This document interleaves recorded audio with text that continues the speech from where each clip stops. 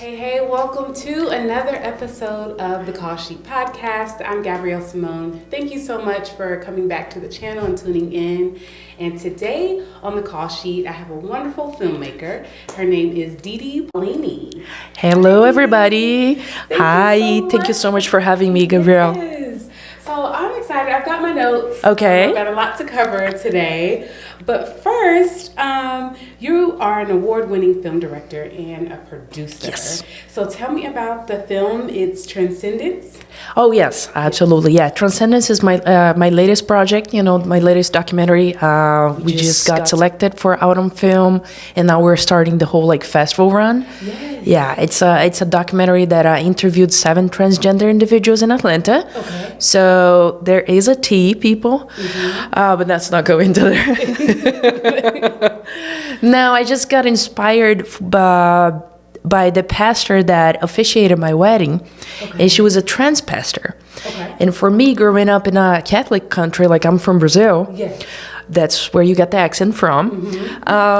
So growing up in Brazil and, Catholic country, you all see this, everybody knows, kind of like that, you don't see a trans pastor. Right. So over here, when I met Andy, I was like, amazing, right? That's so open-minded. That's so great that she officiated my wedding with my wife. So I was kind of I felt like part of something bigger with her. Meeting her was the catalyst for this documentary.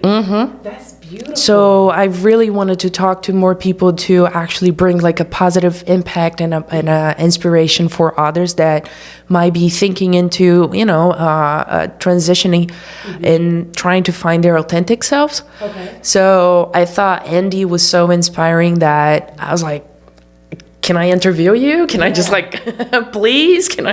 And then so she was the first one, and then we talked to 6 others.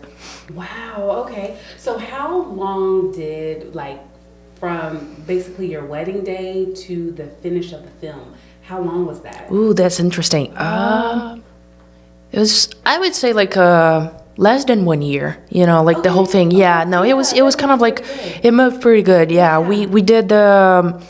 When it inspired me, when kind of I started talking to Andy, and then we kind of okay, let's just set a date. I had other people that fell through, but fortunately our producer were able to find other friends that would like to be interviewed. Yeah. Because documentaries, it's you have your story, you have your people, but it's mainly about, if they're comfortable enough of sharing that. Right. And sometimes they might be in the beginning, right, but then they're not. So which is fine, because ultimately it's about them. So I want everybody to feel comfortable. I feel like sharing a documentary is so strong and so personal that they need to feel themselves. I feel so. Yeah, so we had some people that wanted to participate, but then they didn't. So we were able to actually, in the last week, kind of find more people that, came along, and it just turned out to be such an amazing cast, Beautiful, beautiful. Okay, so take me back to young Didi in Brazil. Was filmmaking always something you were interested in, or did you find it on later on? It was kind of later on. Okay. That's the whole funny thing is when I was growing up, I grew up in a small town in Brazil, and I did have theater, right? Some plays, and it was kind of that city kind of thing, in small groups. I would participate as an actress, and but that was the only thing. We didn't have film programs, right? Okay. So I didn't grow up seeing film programs or producing or anything like that. Yeah. And so that's funny. My dream job was that's funny.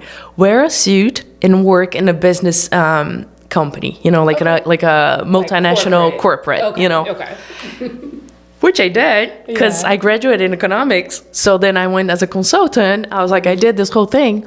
And I was I'm not happy. But okay, let's not go into that. Let's go back to being a kid. And then when I was growing up, I didn't have a lot of film in my careers, in my life. So I kind of I liked the arts, But I guess like I liked the theater, but I didn't want to be an actress in the theater, and that was the only experience I have had.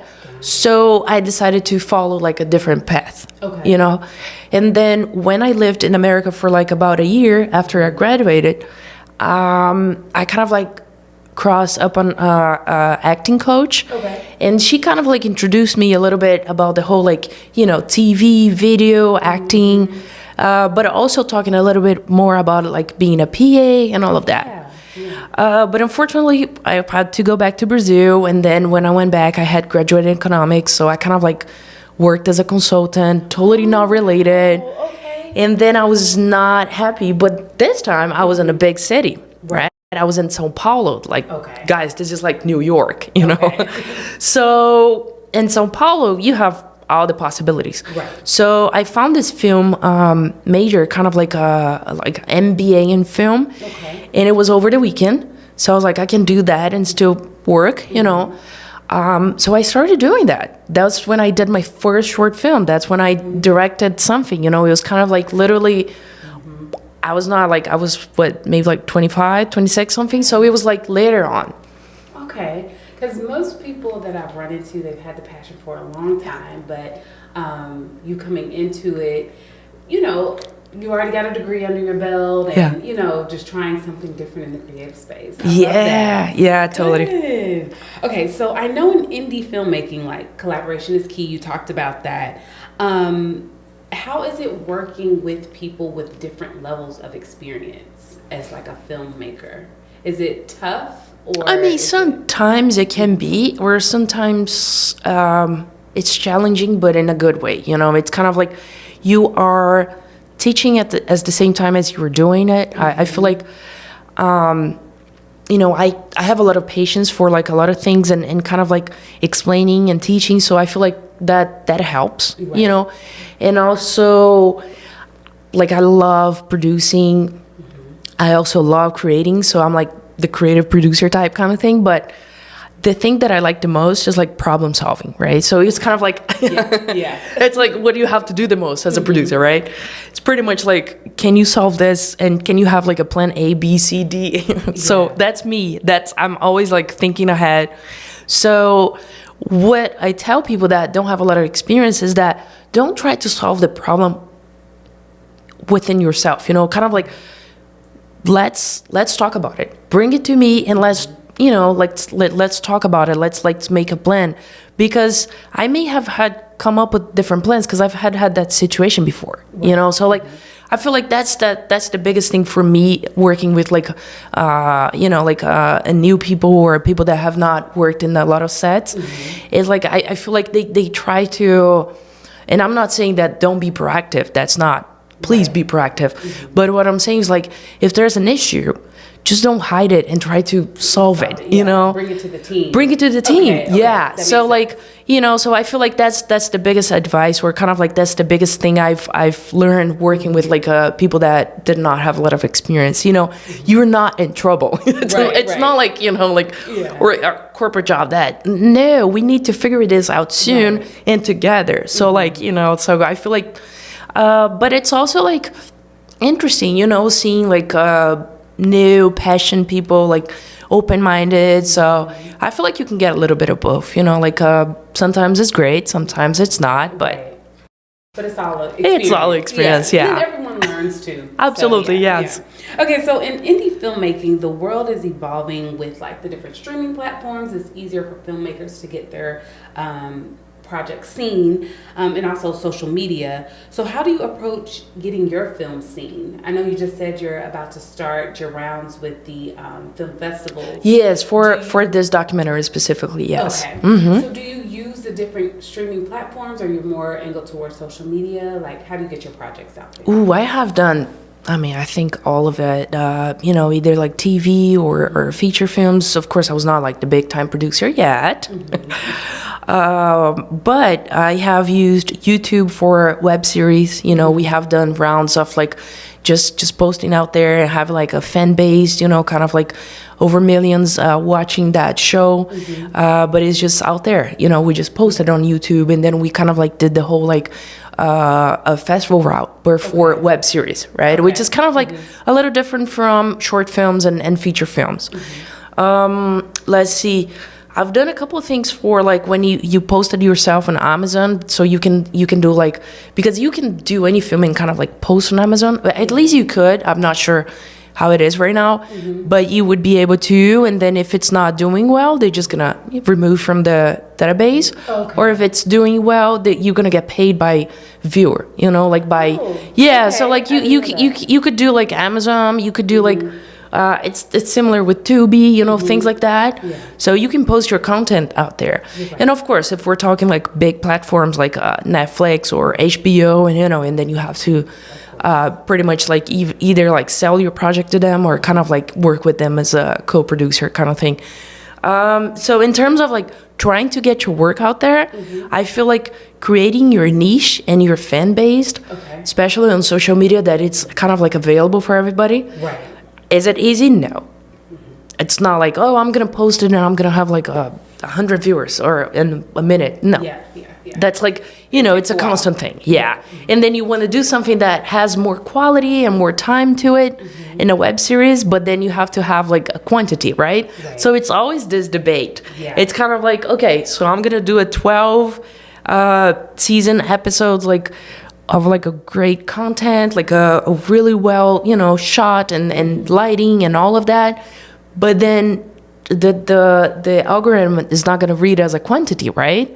So then what else do you do to create and elevate your niche? So that's like one big thing for like people that are trying to kind of like be out there. I feel like have a marketing plan.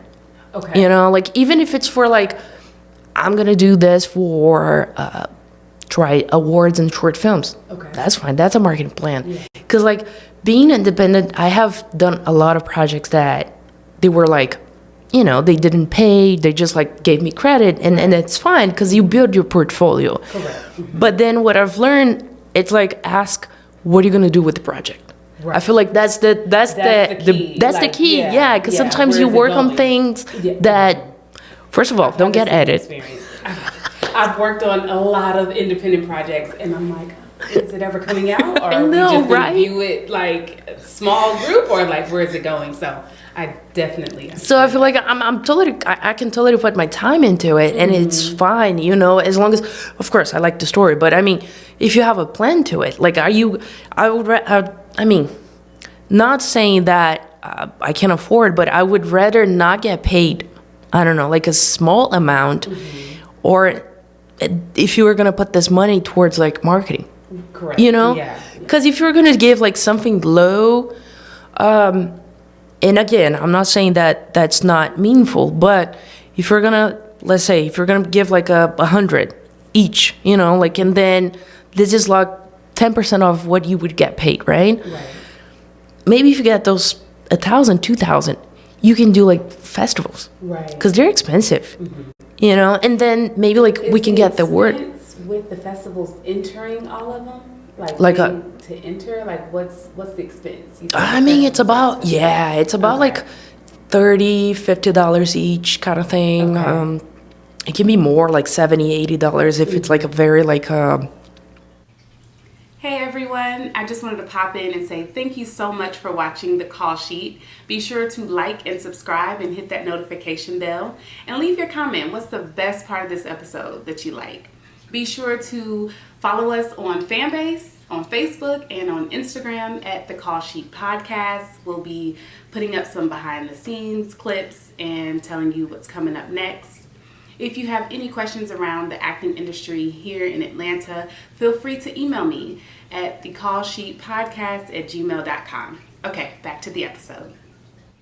Yeah, festivals can get really expensive, you know, like, so if you don't have like a marketing plan, you just like, oh yeah, we're going to do a festival route, you know, and then kind of like you have to apply to, I don't know, 30 festivals so you can get into 5, you know, like, that's like, of course, if your film is a masterpiece, great, you're gonna get into all of it. But what I'm saying is that when you see a lot of like laurels into people's like posters, it's not because they just entered those.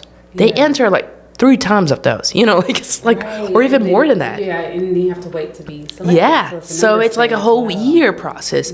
And then the whole thing is like, are you going to be able to afford going to the festival? Because that really counts. If you are over there, they actually, it makes a difference towards the final selection, you know, sometimes. So it's like networking, they see you, you know, kind of like maybe the popular voting, you know, you can get the popular voting because you were there, you were talking to people, they were like, oh, I met this actor, I met this director. So kind of like, you know, it's not that you're not going to win if you don't go. It's just that it enhances. Yeah. Okay. That makes sense. So, what is your advice to someone who may be in corporate or in another career field and they want to transition into filmmaking? Oh, wow. What advice would you have for them? Did I do the right choice? Don't know people. No, I'm just kidding.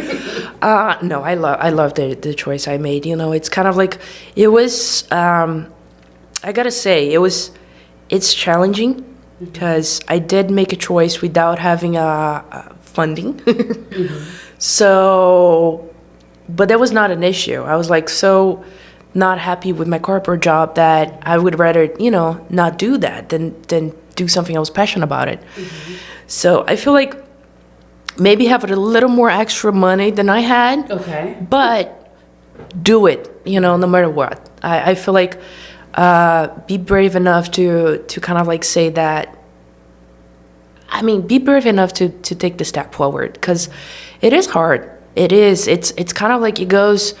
I have friends that are still working at those jobs and it's fine but they don't like it. And I talk to them and I mean, I don't say that I don't like corporate work because I did like that. Yeah. I just didn't like the activity I was doing. Okay. So like I could totally be a creative, you know, maybe later on I could work on a marketing team or a creative team in a corporate job. It's not about the corporate job. It was about what I was doing. Your role. Okay. Yeah, it was about my role because it was totally like investigative, fraud, compliance. It was like totally like, it's like really different. Yeah. So I felt like I was not being creative. You know, I felt like I was missing that creative part, but I still like planning and managing. So like this whole like producing corporate, that's fine with me, you know. So the advice is that if you are passionate, do some research, you know, understand the first steps. Because I feel like I jumped in and I was fortunate enough. I got jobs right away and then I didn't. Okay. So like I was lucky at first and then I didn't know what to do, you know, kind of thing. Okay. So, but honestly, just do it. Life is too short for you to do something you don't like it. Yeah. Amen. Yeah. I second that. Yes. Okay. So, what do you want for yourself in the next 5 years? So 2030, what are you planning? What are you looking forward to? Okay, let's see. I mean, you know, have this whole like married life still, you know, potentially have kids, have our own house, of course, all of that. So there's that. Travel more to like different countries because I keep going back and forth between Brazil and here. Okay. So, you know, different countries is in the picture. But mainly I feel like it's being able to inspire people with my stories, you know, kind of like being able to find stories that are very interesting to be shared. Not in terms of just documentaries because I do love fiction as well. I honestly want to entertain people, even if it's like for a few hours or just like give like a message, you know, just make them rethink or change like someone's life. I feel like that's one of the things I really want to do, continue to do, you know. And that's the power of storytelling. That's what I love. I love when you can, you know, just pull something from a short film or a documentary or just something to put in your tool bag and take it, you know, on the Absolutely. next journey. That's beautiful. Yeah. So where can people see Transcendence? So as of right now, we can only watch the trailer. Okay. I have like posted on my Instagram or my website. So it's Didi Productions. DidiProductions.com is my website, and my Instagram is DidiProductions_. And because I cannot have the film out there unless we have an exhibition for like a film festival in Atlanta or somewhere else. Okay. At least for this first year. Okay. And then it's gonna be out there. Perfect. So after you're run with all the festivals, Yeah. then it'll be out there Yeah. for the masses to see. Beautiful. All right. Well, I think that's all I have for you. Awesome. Today. This was amazing. Thank you so No, much. thank you Didi. so much for having me. And make sure that you follow Didi, and hopefully we can, see some of the stuff in the festivals. Yes. And best of luck with all the festivals. Thank you so I know much. it's hard work and it's hard work, so I applaud you for it. Thank you. Yes. So this is another episode of The Call Sheet. Thank you guys so much for watching. Make sure that you like and subscribe to the channel and leave a comment. Let me know your feedback on the episode. And until next time, we'll see you later. Thank you.